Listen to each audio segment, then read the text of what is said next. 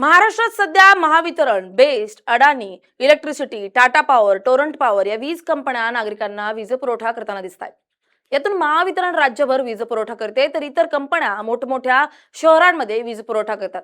मात्र नागरिकांनी वीज बिल भरण्यासाठी थोडाही उशीर झाला तर या कंपन्या थेट वीज पुरवठा खंडित करताना दिसतात. महावितरण तर शेतकऱ्यांसह गोरगरिबांचे वीज पुरवठा खंडित करत त्यांना थेट अंधारात ढकलते. एकीकडे अनेक उद्योगपती करोडो रुपयांचे लोन देत नाहीत, तरीही त्यांच्यावर कधीच कारवाई होताना दिसत नाही. अनेक उद्योगपतींचं कर्ज सरकारकडून लोन वेव किंवा लोन राईट ऑफ केलं जातं. मात्र इकडे शेतकऱ्यांचे काही हजार रुपयांचं कर्ज असलं तरी अधिकारी घरी पोहोचतात. शेतकऱ्यांचं 200 रुपये वीज बिल असलं तरी महावितरण कर्मचारी थेट वीज पुरवठा खंडित करतात. म्हणजे हा कोणता न्याय? शेतकऱ्यांना आपल्या मुलाबाळांसह अंधारात जगावं लागतं. अंधारात विंचू, साप यांच्यामुळे जीवितहानी होण्याची भीती असते. शहरात देखील वीज पुरवठा खंडित केल्यामुळे नागरिकांना मोठ्या समस्यांना सामोरं जावं लागतं.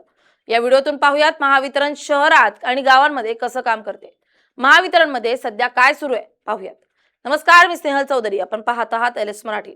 महाराष्ट्रात सध्या मोठ्या प्रमाणात स्मार्ट मीटर बसवण्याची प्रक्रिया सुरू आहे. मात्र स्मार्ट मीटरला राज्यभरातून नागरिकांचा विरोध होताना पाहायला मिळतोय.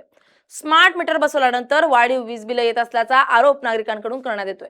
आधीच वाढीव वीज दरामुळे त्रस्त असलेल्या नागरिकांच्या अडचणींमध्ये स्मार्ट मीटरमुळे आणखी भर पडत असल्याची भावना व्यक्त केली जाते.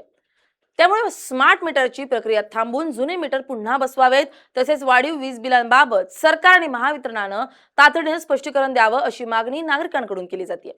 आधीच नागरिकांना वाढीव वीज बिलामुळे मोठ्या समस्यांना सामोरं जावं लागतंय. उत्पन्न कमी असल्यानं अनेकांना, कामगारांना, शेतकऱ्यांना, गोरगरिबांना वेळेवर बिल भरणं अनेकदा शक्य होत नाही. थोड्याशा पैशासाठी वीज कर्मचारी घरी येऊन थेट वीज पुरवठा खंडित करतात. कधी कधी अधिकारी वीज बिल न भरल्यानं दमदाटी करताना दिसतात. गावाकडे तर हाल खूपच बेहाल आहे. जर एखाद्या गावात पावसाळ्यात वीज पुरवठा खंडित झाला तर वीज कर्मचारी लवकर वीज पुरवठा सुरळीत करत नाहीत. काही दिवसांनंतर मग वीज कर्मचारी येतात आणि वीज पुरवठा सुरळीत करतात. तोपर्यंत वीज बिल वेळेवर भरूनही शेतकऱ्यांना अंधारात जीवन जगावं लागतं. तसंच वीज पुरवठा खंडित केल्यानंही काही कुटुंबांना अंधारात राहावं लागतंय. पावसाळ्यात मोठ्या प्रमाणात पाऊस बरसतो. यामुळे जमिनीतील भेगा भरतात, बिळात पाणी भरतं आणि बिळातून साप, विंचू आणि विषारी जीव बाहेर पडतात. पावसापासून सुरक्षित राहण्यासाठी हे जीव थेट घरात घुसतात. त्यामुळे गावांमध्ये अनेकदा सर्पदंशाच्या घटना घडतात. यामुळे अनेकांना आपला जीव गमवावा लागतो. म्हणजे किरकोळ पैशासाठी महावितरण थेट अप्रत्यक्षपणे नागरिकांचा जीव घेताना दिसत आहेत. महावितरणाला हा अधिकार कुणी दिला असा प्रश्न आता निर्माण होतोय. ही समस्या असताना आता स्मार्ट मीटरमुळे नागरिकांना मोठ्या प्रमाणावर बिल येतंय. काही जणांनी दावा केला की वीज वापरली नाही तरी मोठ्या प्रमाणात वीज बिल येतंय. हातात पैसा नसताना एवढं वीज बिल कसं भरायचं असा प्रश्न आता नागरिकांना पडलाय. स्मार्ट मीटरवर काही नागरिकांनी आक्रमक प्रतिक्रिया देखील दिल्यात. माझं नाव मनीष गुळदे.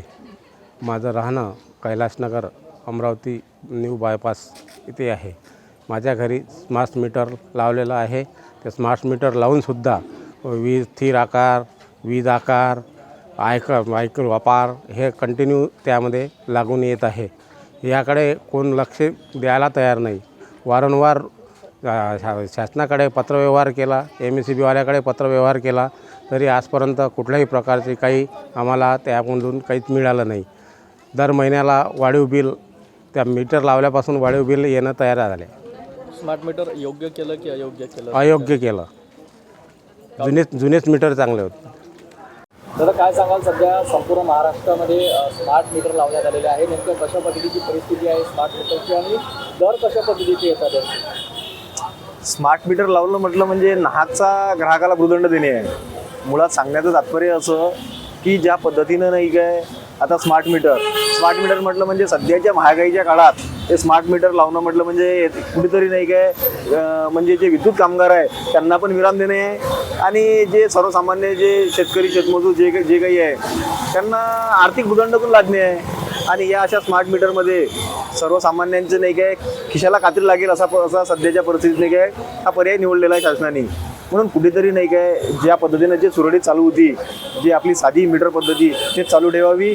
मी एक विद्युतचा ग्राहक म्हणून मी आपल्याला एक मागणी करत आहे. खरं तर सरकारनं आणि महावितरणनं अशा प्रकारे सामान्य नागरिकांकडून वसुली करण्यापेक्षा महाराष्ट्रातील नागरिकांना 200 युनिट पर्यंत मोफत वीज दिली पाहिजे. आज अनेक राज्यांमध्ये राज्य सरकार आपल्या जनतेला मोफत वीज देतं. जर इतर राज्यांमधील लोकसंख्या कमी आहे त्यामुळे त्यांना 200 युनिट पर्यंत मोफत वीज देणं परवडत असेल तर महाराष्ट्र सरकारनं ज्यांचं उत्पन्न कमी आहे त्यांना तरी मोफत वीज दिली पाहिजे. आज शेतकऱ्यांना, कामगारांना महिन्याला 5,000 रुपये देखील कमवणं अवघड झालंय. त्यातच महागाई, मुलांच्या शाळेचा खर्च, कुटुंबाचे उपचार, त्यामुळे देखील हातात ₹1 उरत नाहीये. यात आता या स्मार्ट मीटरनं वीज बिल मोठ्या प्रमाणात वाढवून ठेवलंय. त्यामुळे आता जगावं कसं असा प्रश्न नागरिकांसमोर निर्माण झालाय. Bureau report LS Marathi.